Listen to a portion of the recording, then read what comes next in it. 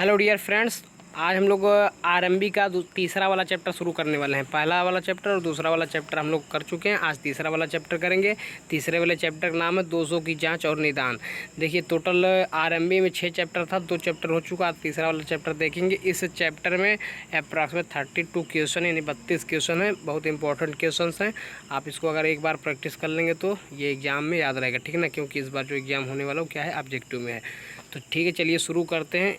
पहला वाला क्वेश्चन इसमें है, कह रहा है कि भवन का अनुरक्षण यह सुनिश्चित करने हेतु किया जाता है कि उसके सभी यहाँ खाली स्थान इन चारों में से कोई एक भरना कर ठीक प्रकार से कार्य करते रहते हैं। तो कहने का मतलब भवन का अनुरक्षण यह सुनिश्चित करने हेतु किया जाता है कि क्या उसके सभी घटक ठीक प्रकार से कार्य करते हैं या नहीं। तो कहने का मतलब पहला वाला जो ऑप्शन होगा उसमें का पहले क्वेश्चन का पहला ऑप्शन क्या है, सही है। ठीक है, अब दूसरा वाला क्वेश्चन देखते हैं। दूसरा क्वेश्चन कह रहा है कि सभी प्रकार की मृदा के लिए क्रांतिक प्रवणता का मान होता है। तो सभी प्रकार की मृदा के लिए जो क्रांतिक प्रवणता का मान होता है वो कितना होता है, 1 होता है। यानी इसमें कौन सा ऑप्शन सही है, इसमें का दूसरा ऑप्शन सही है, यानी कि 1 हो जाएगा। अब तीसरा क्वेश्चन देखेंगे। कह रहा है कि एक मृदा का रिक्तता अनुपात 0.9 है, इसकी सांद्रता क्या होगी। तो इसकी सांद्रता जो हो जाएगी ये सी ऑप्शन हो जाएगी, यानी 0.47, यानी कि इसका सी ऑप्शन क्या है, सही है। इसकी तीसरे का सी ऑप्शन सही हो जाएगा। देखिए, चौथा वाला क्वेश्चन देखते हैं। कह रहा है डिस्ट्रेस तथा डैमेज का मूल्यांकन एक तरीके से करना चाहिए, आमतौर से करना चाहिए या साधारण तरीके से करना चाहिए, गहन तरीके से या वैज्ञानिक तरीके से। तो डिस्ट्रेस तथा डैमेज का जो मूल्यांकन होता है उसे हमें वैज्ञानिक तरीके से करना चाहिए। कहने का मतलब 4 का कौन सा ऑप्शन सही है, डी वाला। 4 का डी ऑप्शन सही है। 5 वाला देखते हैं। कह रहा है रेडियो एक्टिव परीक्षण में घटकों के निरीक्षण के लिए ये खाली स्थान है, इसमें इन चारों ऑप्शन में से कोई ऑप्शन भरना है। तो कह रहा है किरणों का प्रयोग किया जाता है। पहला ऑप्शन है एक्स रेज या गामा किरणें, दूसरा वाला एक्स रेज या बीटा किरणें, तीसरा वाला एक्स रेज या अल्फा किरणें, डी ऑप्शन बी तथा सी दोनों। तो इसमें जो खाली स्थान है, यानी कहने का मतलब रेडियो एक्टिव परीक्षण में घटकों के निरीक्षण के लिए एक्स रेज या गामा किरणों का प्रयोग किया जाता है, यानी 5 का ए ऑप्शन सही है, एक्स रेज या गामा किरणें। अब छठवां वाला क्वेश्चन देखते हैं। छठवां नंबर कह रहा है कि डीकेज लॉ का कथन है कि 4 ऑप्शन दिया, V directly proportional to I, दूसरा ऑप्शन दिया V directly proportional to Q, and C option है V directly proportional to H, and D option है V directly proportional to A. इसमें कौन सा ऑप्शन सही होगा। तो डी के लॉ का जो कथन है वो है V directly proportional to Q, यानी कि छठवां का बी ऑप्शन सही है। कौन सा सही है, छठा का बी ऑप्शन सही है। अब 7वां नंबर क्वेश्चन देखते हैं। कह रहा है कि विस्तारित योजना में खाली स्थान इसमें से कौन सा भरना है। ये 4 ऑप्शन दिए, चारों ऑप्शन में से कोई भरना होगा तो का सबसे अधिक उपयोग किया जाता है। तो ये इसमें 4 ऑप्शन है, लकड़ी के लट्ठे, दूसरा मेटल लेद, तीसरा लेटेक्स लेद, और डी नंबर रबड़ की लाठ। तो इसमें जो है बी वाला ऑप्शन होगा, यानी जो मेटल लेथ है, तो मेटल लेथ का सबसे अधिक उपयोग किया जाता है। तो 7वें का बी ऑप्शन सही है, 7वें का बी ऑप्शन, यानी कि इसमें क्या भरा जाएगा, मेटल लेथ।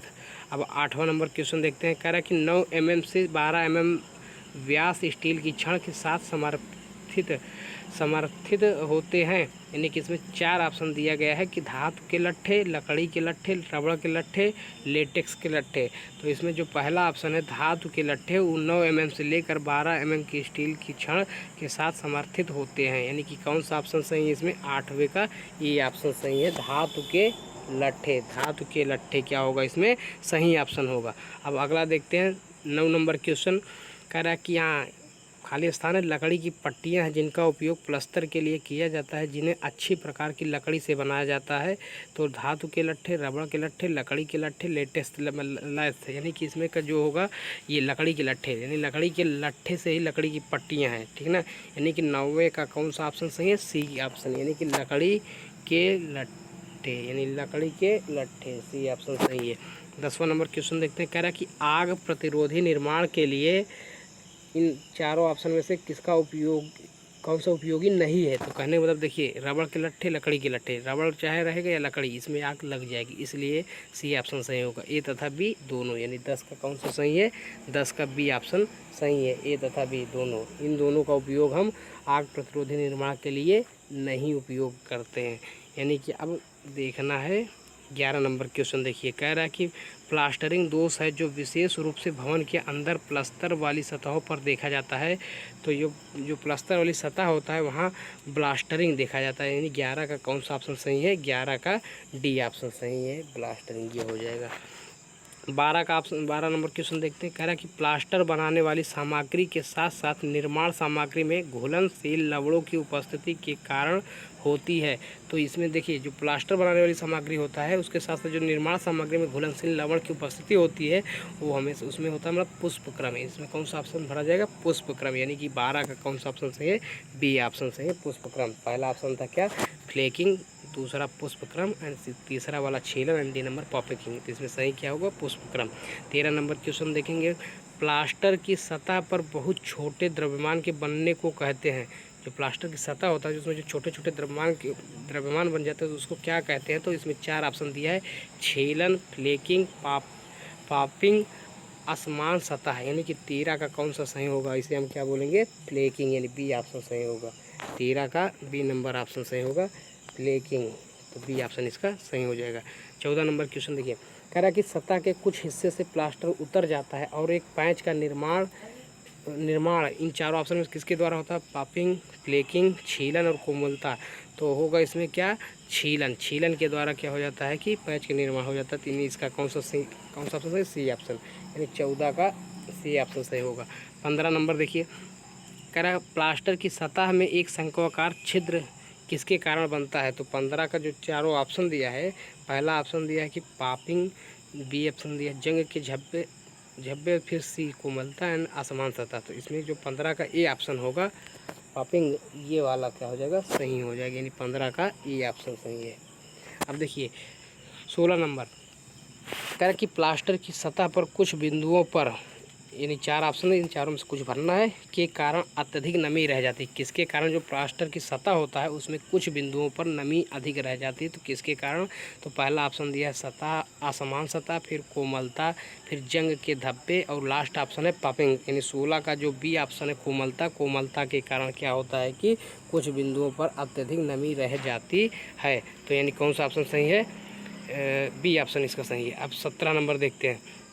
17 नंबर कह रहा है कभी कभी प्लास्टर की सतह पर देखे जाते हैं, खासकर जब धातु की लात पर प्लास्टर लगाया जाता है। तो क्या देखते हैं? 4 ऑप्शन दिए, जंग के धब्बे, असमान सतह, सी पॉपिंग एंड डी छीलन।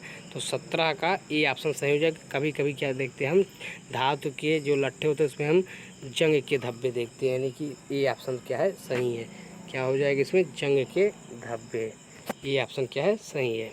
ठीक है। अगला क्वेश्चन देखते हैं। 18 नंबर कह रहा है कि एक इमारत में कितने प्रकार की दरारें हो सकती हैं? तो एक इमारत में कितने प्रकार की दरारें हो सकती है? तो इसमें 4 ऑप्शन दिया, 3, 4, 2, 6। तो जो इमारत में 2 प्रकार की दरारें हो सकती है तो इसमें कौन सा ऑप्शन सही है? सी ऑप्शन सही है। 18 का सी ऑप्शन सही है। 18 का। अब 19 नंबर देखते हैं। कह रहा कि कंक्रीट संरचना में रेंगना बढ़ जाता है। कंक्रीट संरचना में रेंगना बढ़ जाता है, किसके कारण बढ़ता है? तो पहला ऑप्शन आर्द्रता में वृद्धि, पानी में वृद्धि, आर्द्रता में कमी और तापमान में कमी। तो 19 का जो होगा सी ऑप्शन सही होगा, आर्द्रता में कमी। आर्द्रता में कमी के कारण क्या हो जाता है कि कंक्रीट संरचना में रेंगना क्या हो जाता है? बढ़ जाता है। अब 20 नंबर क्वेश्चन देखेंगे। कह रहा कि जंग को नियंत्रित करने के लिए इन चारों ऑप्शन भरना है इसमें, ठीक है, के साथ कंक्रीट का उपयोग किया जाता है। क्या? कम पारगम्यता, पहला ऑप्शन, दूसरा कम थर्मल गुणांक, सी अधिक सीमेंट सामग्री एंड डी ऑप्शन अधिक मोटे समुच्चय। तो इसमें जो ए ऑप्शन होगा कम पारगम्यता के साथ हम क्या करते हैं? इसका उपयोग करते हैं। तो इसमें कौन सा ऑप्शन सही हो जाएगा? 20 का ए नंबर। 21 नंबर देखेंगे। कह रहा है कि चिनाई वाले जोड़ों में दरार का मुख्य कारण होता है। जो चिनाई वाली दीवार होते हैं उसमें जो जोड़ होते हैं उसमें जो दरारें होते हैं उसका क्या मुख्य कारण होता है? तो इसमें 4 ऑप्शन दिया, नमी, सल्फेट, मैग्नीशियम और सोडियम। तो इसमें क्या हो जाएगा? 21 का बी ऑप्शन सल्फेट सही हो जाएगा। इसमें कौन सा सही है? 21 का बी नंबर, यानी सल्फेट के कारण क्या होता है कि चिनाई वाले दीवारों में दरारें आ जाती हैं। अब अगला देखेंगे 22 नंबर क्वेश्चन। मुख्य दीवार और क्रॉस दीवार के बीच की अपरूपण दरारों को निम्न का उपयोग करके ठीक किया जा सकता है। तो 4 ऑप्शन, ग्राउंडिंग, पुनर्निर्माण, गुइनिंग, फिर लास्ट है टूथिंग। तो 22 का जो है इसमें डी ऑप्शन सही हो जाएगा, टूथिंग के द्वारा जो है हम सही किया जा सकता है इसमें। तो 22 का कौन सा ऑप्शन सही है? D number. 23 नंबर देखिए। कह रहा है कि कौन सा IS कोड दीमक प्रूफिंग के बारे में वितरण देता है? तो तो 23 का बी ऑप्शन सही है। क्या है? बी ऑप्शन सही है।